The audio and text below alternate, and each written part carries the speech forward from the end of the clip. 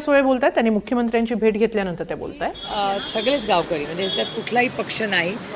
आम्ही भोरकर म्हणून सगळे जे भोर तालुक्यावर प्रेम करणारे सगळे लोक म्हणजे आम्ही सर्व पक्षीय लोक माननीय मुख्यमंत्र्यांना भेटायला आले होते. सविस्तर चर्चा झाली आणि पुन्हा एकदा बसायचं आमचं ठरलंय. त्याच्यामुळे आता पुन्हा एकदा मुख्यमंत्री कधी बोलवतील तेव्हा पुन्हा एकदा आम्ही चर्चेला बसणार आहोत. या प्रकल्पावर आक्षेप घेण्याची नेमकी कोणती कोणती कारणं आहेत, कुठले कुठले मुद्दे आज मांडले गेले?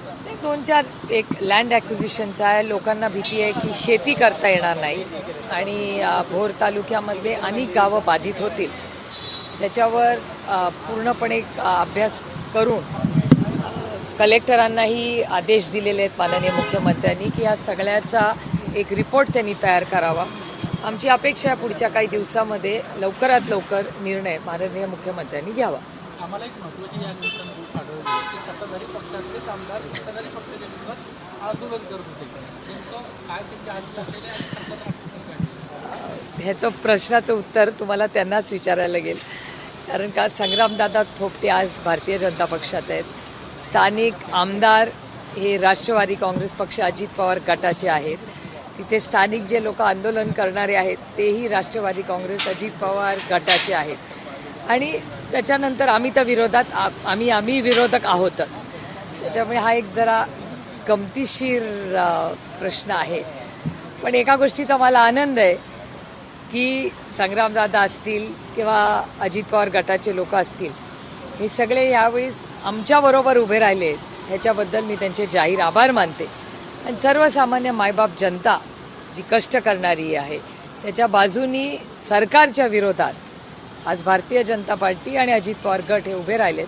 त्याबद्दल मी त्यांचे मनापासून आभार मानते. कारण का शेवटी राजकारण चालू राहतं.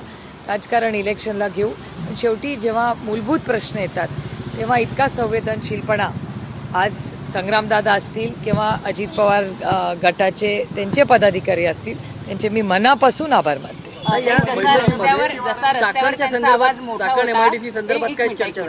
जसा आवाज त्यांचा रस्त्यावर होता आंदोलनाच्या दरम्यान तेवढाच आवाज या बैठकीमध्ये होता का?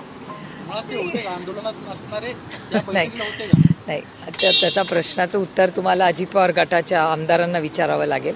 कारण का आंदोलनात ते काही नव्हते पण त्यांचे काही पदाधिकारी होते. पण आज मीटिंगला ते उपस्थित होते आणि एक सविस्तर चर्चा झाली त्या सगळ्यांची. त्याच्यामुळे बघूया आता माननीय मुख्यमंत्री काय रिपोर्ट देतात. विजय वडेट्टीवारांनी स्टेटमेंट केलंय त्याबद्दल काय सांगा? ते म्हणतात की तुमच्याकडे ओबीसी प्रमाणपत्र आहे. अर्थात त्यांनी त्यानंतर कुठेतरी सारवासारव सुद्धा केली. त्या स्टेटमेंटबद्दल काय सांगा? अनावधानाने तुमचं नाव घेतलं गेलं असं ते म्हणतात. आता मला असं वाटतं त्यांनी त्याचं क्लॅरिफिकेशन दिलं असेल तर आपण त्या विषयावर पडदा टाकूया. या राज्यासमोर महागाई, बेरोजगारी, भ्रष्टाचाराचे आरोप, खड्डे असे खूप महत्त्वाचे विषय आहेत. आणि माझी अतिशय विनम्र विनंती आहे की हे खूप सेन्सिटिव्ह इश्यूज असतात. त्यामुळे कोणीही अशा बाबतीत थोडं संवेदनशीलपणे बोलावं आणि अशा घटना परत होणार नाही अशी खबरदारी सगळ्यांनीच घ्यावी. 3 आठवड्यांपूर्वी पवारांची जी सून आहे त्यांनी गुंगी गुडिया म्हटलं होतं काँग्रेसने आणि आज पवारांच्या लेकीच्या सर्टिफिकेटचा मुद्दा ते काढतायत. जाणीवपूर्वक महिला ज्या आहेत त्यांना टार्गेट काँग्रेस करताय हे दुर्दैवी वाटतं का तुम्हाला? माझ्यावर जी टीका झाली ती का मी महिला म्हणून वगैरे काही बघत नाही.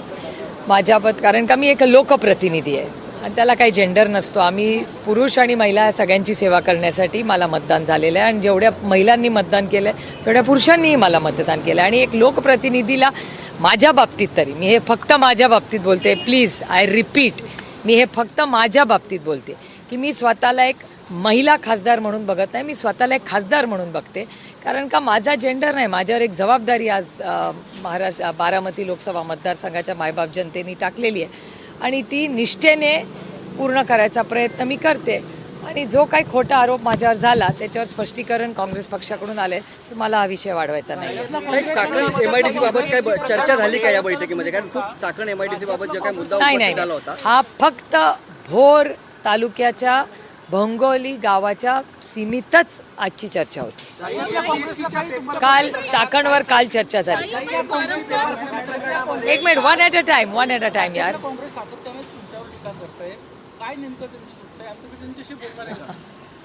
मी काय बोलणार नाही कुणाशी. कारण का तो काँग्रेसचा अंतर्गत प्रश्न आहे. केंद्राच्या काँग्रेसनं आणि राज्याच्या काँग्रेसनी काय करावं हा त्यांचा अंतर्गत प्रश्न आहे.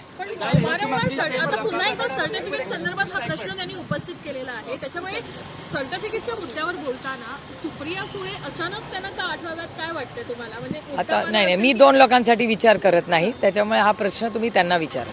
दुसरी गोष्ट, तुम्ही वायबीच्या प्रेसमध्ये तुम्ही उल्लेख केला होता मागे की वारंवार काँग्रेस राष्ट्रवादी पक्षाला प्रश्नाच्या चौकटीत उभं करतं आणि अशा पद्धतीनं काही गोष्टी होतात ज्याच्यामुळे महाविकास आघाडीमध्ये एकत्र नाही अशी परिस्थिती निर्माण होती किंवा असं दृश्य दिसून येतं. डेटाच आहे ना, हा काय माझा आरोप नाही काँग्रेस पक्षावर.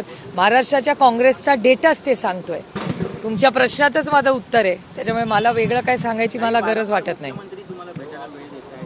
नाही, मला एकटीला नाही, काल सगळ्या खासदारांना बोलवलं होतं आणि आज त्यांच्याच पक्षाच्या नेत्यांनी आंदोलन केलं होतं. त्याचा फॉलोअपची मीटिंग होती.